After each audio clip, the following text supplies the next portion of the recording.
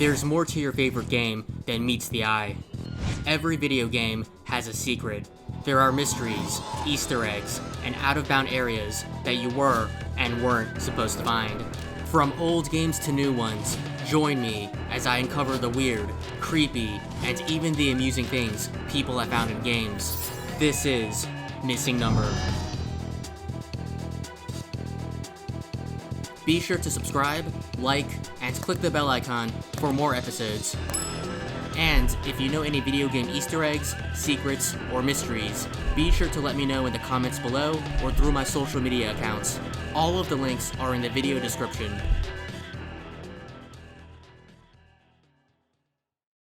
(1999). Near the end of the 20th century, panic swept the world for fear of the year 2000. People feared that computers would incorrectly interpret the year 2000 as 1900, since many computer programs just used the last two digits of the year to represent the current year.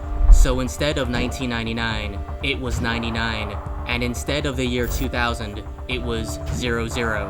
However, many believed that computers would interpret 00 as 1900, which also ends with two zeros, and thus, computers and electronic devices would get confused and malfunction, and digital information would get scrambled. Digital alarm clocks would cease to work, traffic lights would cause pile-ups, cash machines would be inoperable, atomic power plants would shut down, computers in charge of nuclear warheads would accidentally launch or not launch at all. The President of the United States at the time, Bill Clinton, even addressed the nation. The Vice President discussed the design flaw in millions of the world's computers that will mean they will be unable to recognize the year 2000. And if they can't, then we will see a series of shutdowns, inaccurate data, faulty calculations. And governments around the globe created task forces to combat this threat. This was not only the end of the digital age, this was the end of the world. This was Y2K.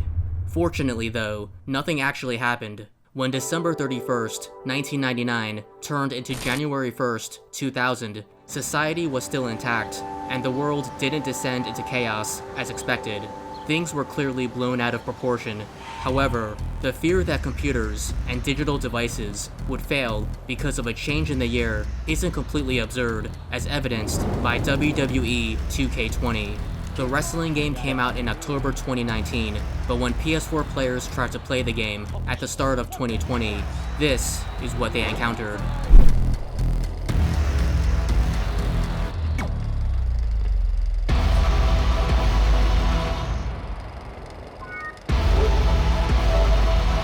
All, or most of the game modes couldn't be played, and when you tried to select a game mode, the PS4 would crash, and the blue screen of death would appear on screen.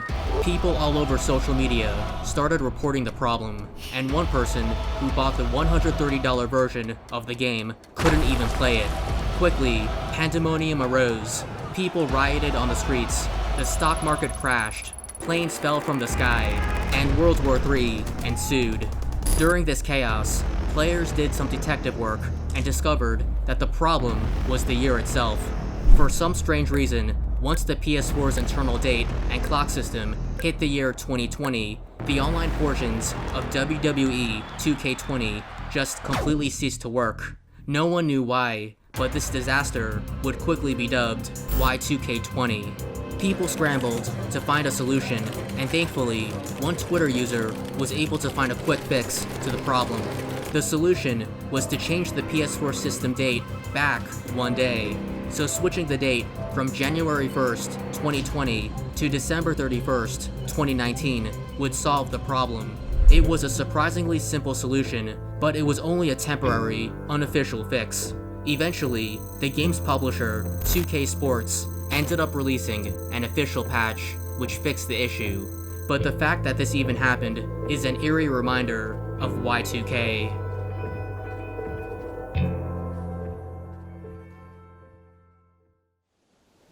Tales of strange sightings in the open waters of the world have mystified sailors and seafaring explorers for thousands of years.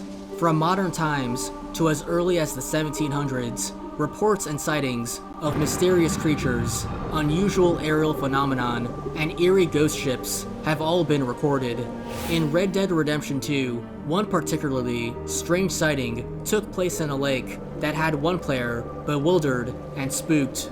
This person, who goes by the names Emil8239 and Spec Ops Gaming, contacted me on my YouTube channel and Discord to report an unusual encounter that he and his friend had while they were out in Flatiron Lake. The incident occurred around June of 2020, one day at sundown during an online multiplayer session in Red Dead Redemption 2. Emil and his friend were in Flatiron Lake, approximately 50 feet out, when suddenly they saw an empty canoe in the water. It was strange not to see anyone in it, and even stranger, the canoe would only move when Emil or his friend stood on it.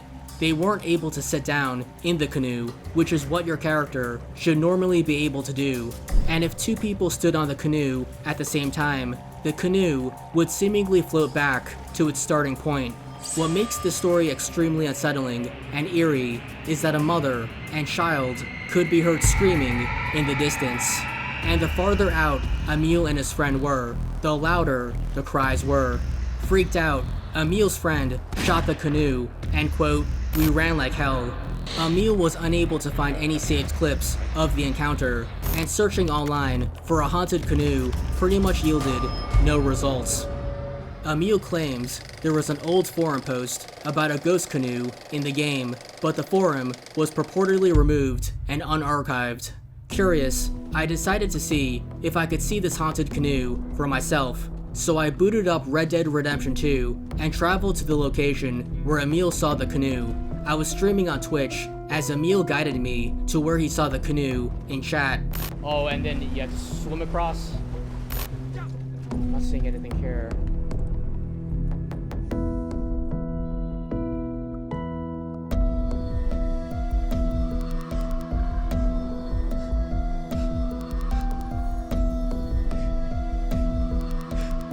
But alas, I didn't find anything.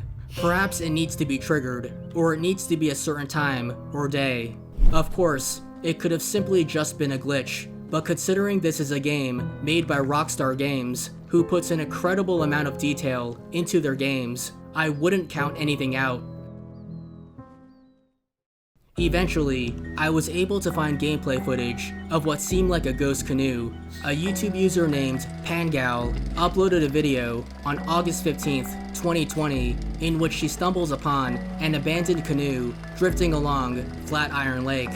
When Pangal climbs aboard, the canoe completely stops and is unable to be moved.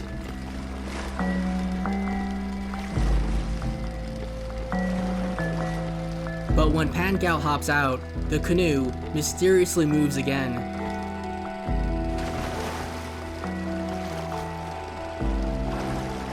This looks eerily similar to what Emil described in his encounter, except in Emil's case, the canoe would only move when he was in it. But what about the screaming? Did Pangal hear any cries or shrieking?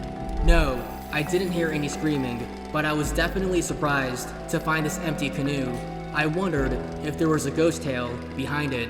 As it turns out, there actually may be one. I made a shocking discovery that may explain the tale of the ghost canoe. In the game, NPCs can be heard rumoring about a small town called Valentine that's allegedly cursed.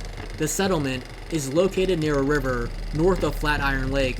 The story goes that the Native Americans who originally lived there were killed by settlers due to a treasure the Indians found. In retaliation, the Native Americans placed a curse on the town.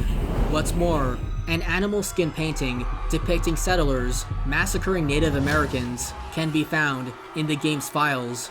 And in the game proper, there's a newspaper article about the Curse of Valentine, which mentions Indian artifacts that players can reportedly find, like a ring.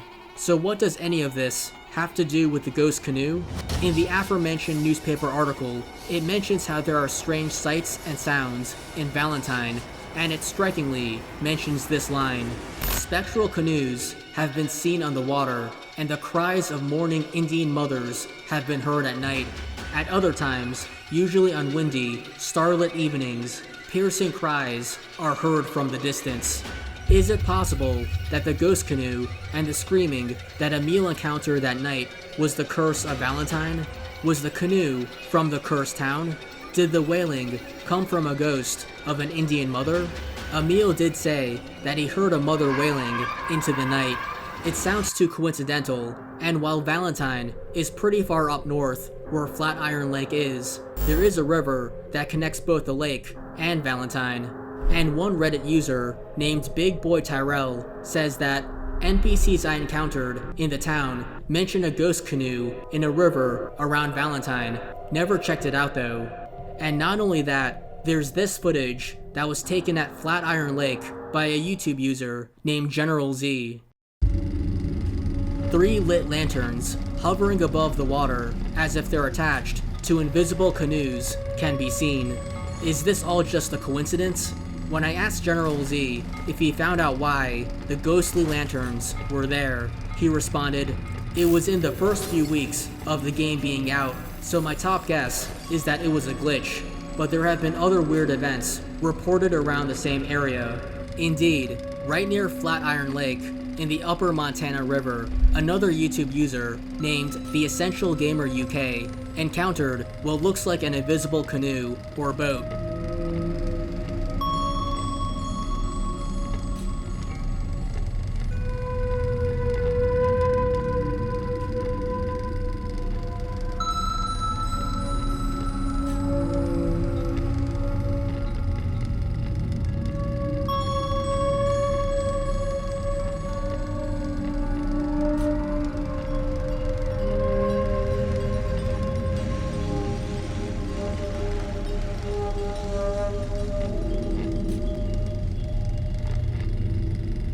In a 2018 article about the mysteries in the first Red Dead Redemption game, Variety talked to Rockstar San Diego's former senior art director, Darren Bader, who worked on the original Red Dead.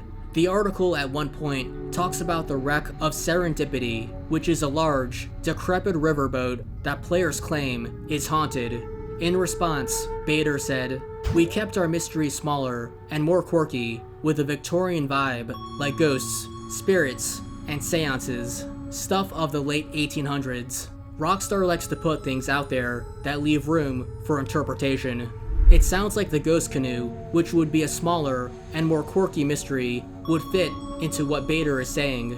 But then again, if the ghost canoe really was intentional, then the developers probably would have made it more elaborate and flashy.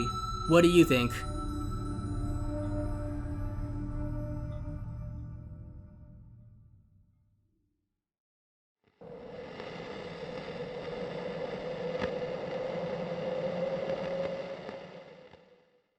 There's a saying that the eyes are the windows of the soul, that a person's gaze can show one's inner state and emotions. In other words, the eyes can reveal the truth. In Silent Hill 2, the game's protagonist, James, can be seen intently staring into a bathroom mirror at the beginning of the game. It's a moody scene, but this moment right here would prove to be much more and would shock the Silent Hill community nearly 20 years after the game's release. After completing the psychological horror game, you find out that James murdered his wife. She was terminally ill and ended up having violent mood swings and suicidal depression. As the relationship deteriorated, James felt helpless, depressed, and frustrated. Seeing the one he loved in pain tormented him, but it also led him to resent Mary, who he now considered a burden. Eventually, James suffocated Mary in her bed with a pillow and was driving to Silent Hill to kill himself. However, on the way there, James repressed his memory of killing his wife and had become delusional, believing that she's still alive and is waiting for him in the place they both cherished, Silent Hill. This is why James is gazing into this mirror at the beginning of the game. However, it turns out that there may be more to this scene than meets the eye. In the Silent Hill subreddit, a user named ZombiePizzas1999 posted a picture of this cutscene, but with the brightness turned all the way up. The poster was trying to make a meme, but inadvertently realized that after increasing the brightness, it appeared as if James wasn't actually looking at himself in the mirror, but instead, it looks like he's staring at the camera, at you, the player. It's a shocking revelation, and it's hard not to see it. He really does look like he's staring at the camera, but is he really gazing at you? Is he really breaking the fourth wall? And if he is, what does it mean? To find out, people started asking Team Silent, who were the developers that created Silent Hill 2 at Konami. Eventually, the art director of the game, Masahiro Ito, responded on Twitter, saying, quote, "I've been receiving a question about James's gaze at the opening, but I don't know the answer, because Takayoshi Sato sculpted his 3D skin and directed the sequence. But in my opinion, if James looks at a player, I don't understand what his action means / foreshadows." In another tweet, Ito then responded to the aforementioned Reddit thread, adding, "To be frank, I think they think too much." So it sounds like Ito is shooting down the speculation that James is looking at the player, and Kenichiro Imezumi, whose name appears in Silent Hill 2's special thanks section in the game's credits, also agrees with Ito. In response to Ito's tweet, Imezumi wrote, "Yes, I agree with you. I think I adjusted brightness / contrast, the part for the first test. There was no such an intention, I think." However, like Ito said, the only person that would truly know would be Takayoshi Sato. He was the CG and character artist, but unfortunately, he has remained silent. So with no one else to turn to, that leaves the community to speculate and run wild with theories. However, the community is divided. Some believe that James is simply just looking at himself in the mirror and that people are looking too much into it, while others believe that James is looking at the player and as such bespeaks a hidden meaning. Naysayers argue that James wouldn't be looking at the player since his eyes are so heavily shadowed in the cutscene that you can't even see his eyes without increasing the brightness. But since most people wouldn't bother adjusting the brightness, there's no point in moving his eyes around since it would be a waste of time on the developer's part. What's more, people say that James's eyes were already locked in position when he approaches the mirror, and so after adding the dark shadows to his eyes, the developers didn't bother properly adjusting his eyes since you can't see them. People also posit that the lighting is giving folks the illusion that James is staring at the player, when in fact, he isn't. When zooming in on his face, players say that his eyeline matches the angle of the mirror, and therefore, he is looking at himself. Others state that there's no reason for James to be looking at the camera since there's no meta commentary in the game. And while Silent Hill 2 has always interacted with the player, it never directly addresses the player throughout the game. One person even claims that the motion capture script states that he is looking at himself in the mirror. However, the only problem with that assertion is that motion capture was not used for the faces. In a behind-the-scenes making-of video that was included in the European version of Silent Hill 2, Takayoshi Sato reveals that he did the facial animation by hand since motion capture couldn't actually capture facial nuances like muscle tightness. I couldn't trust the face motion capture. That motion capture system took just the position of the skin. If you open the mouth, muscles around here is tightened, but a motion capture cannot capture it. As such, Sato would actually stand in front of a mirror and perform facial expressions to see and capture the nuances firsthand. Not only that, but we actually get to see Sato demonstrate this by imitating what James does in the bathroom cutscene. But if I make them in front of a mirror, I can notice it. I can capture it. Notice how Sato looks directly at himself in the mirror. His eyes don't shift or move around, and he doesn't glance at the camera. This strikes a blow to the theory that James is looking at the player. However, you could argue that Sato didn't know he was going to make James break the fourth wall while filming this segment, so it's possible that the eye glance was a last-minute inclusion. What's more, Later in the video, Sato actually talks about the eyes and pupils of the characters in the game, like Eddie. He mentions how Eddie's pupils are wider than the other characters, and how each eye looks in different directions. His pupil a little bit wider, open a little bit wider from another characters. His eye direction is another direction. And his eyes move a little fast compared to other characters. I did that on purpose. If Sato put this much attention to detail in the character's eyes, then it's plausible that James is indeed looking at the player.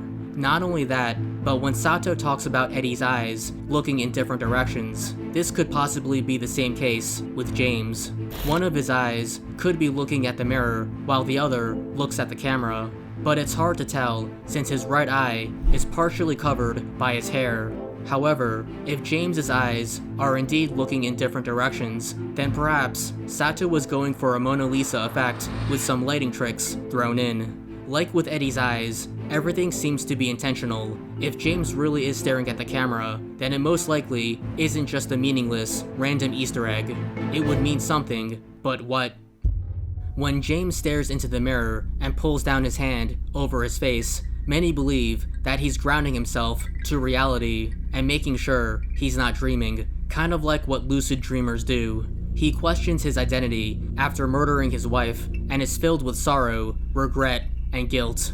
Filled with such emotions and failure to accept the truth, he separates himself from reality, causing a split personality, just like what he did with Mary.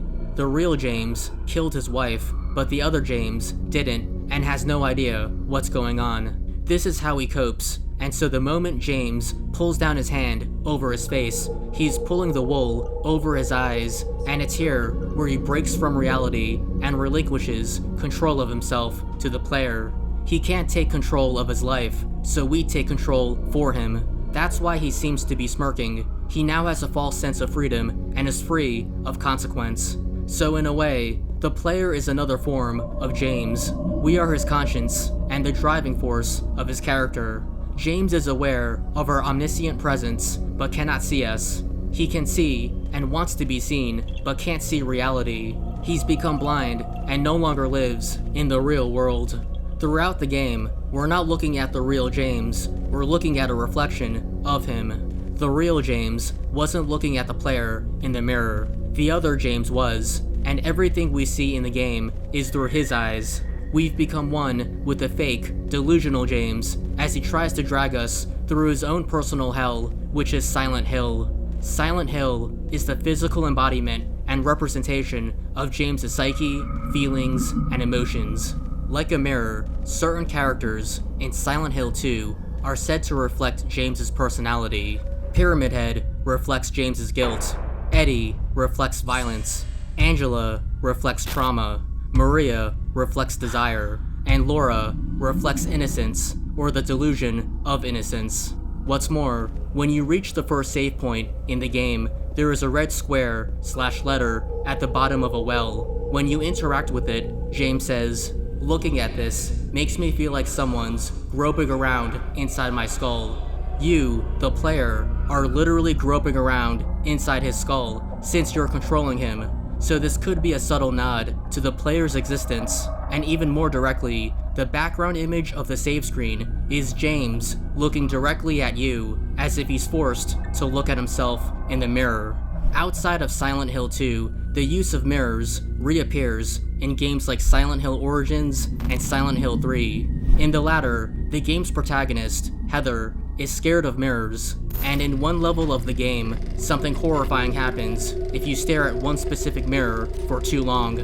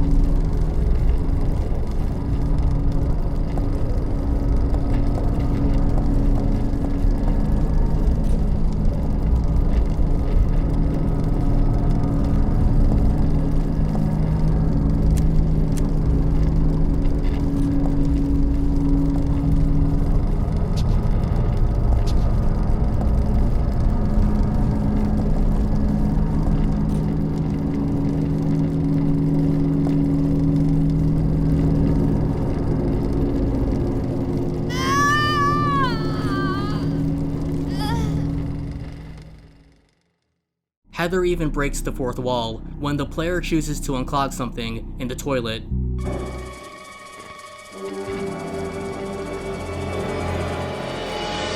Oh, forget it. This is way too gross.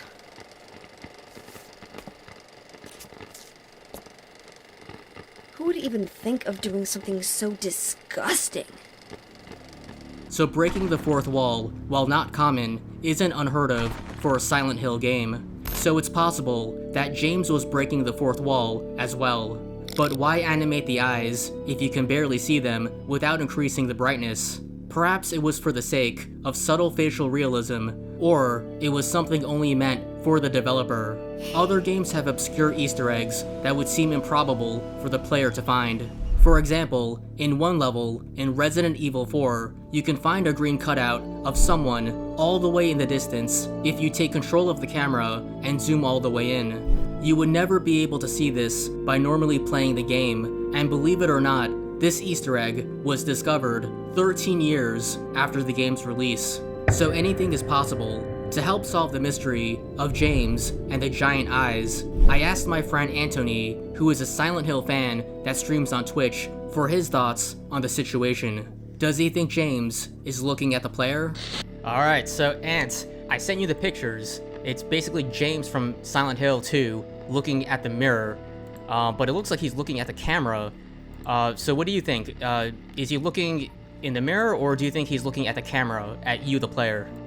Well, when it comes to Silent Hill 2, it actually makes a little bit of sense if he was looking at the player.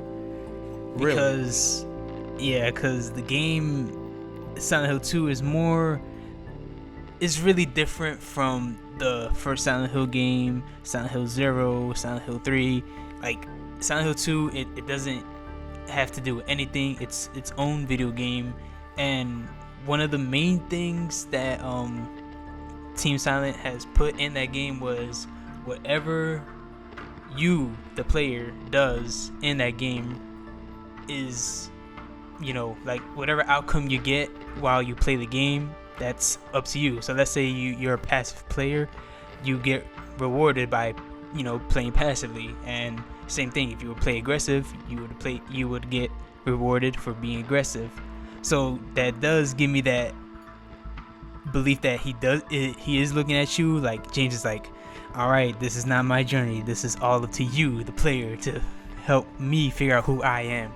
Everything is up to you from this point on. So I guess that's why, like, when he I guess after he looks at the camera, or I guess the player, and then he puts his hands over his face and then like looks back up with his eyes closed, he's like, all right, it's the player's control from here on out. The thing with James looking at the camera instead of the mirror, I think that's more symbolic than having to deal with anything with the story. Like, him looking at the camera just makes so much sense towards, like, if you were to play Silent Hill 2 and you just had that whole entire journey, then looking back at this, you would be like, oh, it makes sense.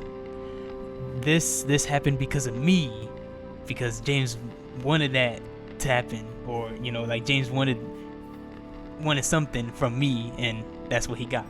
I would say it added to the puzzle. Like, it's a puzzle piece, and it helped me complete it a little bit more, I guess you would say. It may seem like people are overthinking and overanalyzing this, but considering this is Silent Hill, which is riddled with psychological horror and strange minute details that can significantly impact the game's ending, all bets are off. For example, in Silent Hill 2, you can get another ending if you examine Angela's knife enough times. While researching the mystery of James, I had a realization that the uncertainty surrounding James's eyes is a reflection of the ambiguous nature of Silent Hill and James's mental state. James is unsure of the reality, just like us. Even after 20 years, Silent Hill 2 still manages to captivate and mystify players. To this day, players are still discovering new things about the game. They say a picture is worth 1,000 words, and this picture certainly says a lot.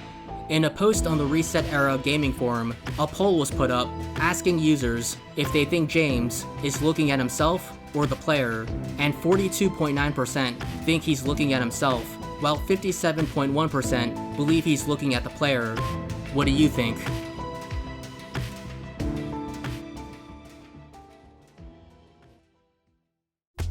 What other secrets lie out there? If you know any more gaming mysteries or Easter eggs, let me know in the comments below. You can also contact me through any of my social media accounts, or you can email me at missingnumbermystery@gmail.com. Additionally, you can check out my other YouTube channel called The PK Paul Show, and if you like to hang out with me and watch some fun gaming streams, you can catch me on Twitch at PK Paul.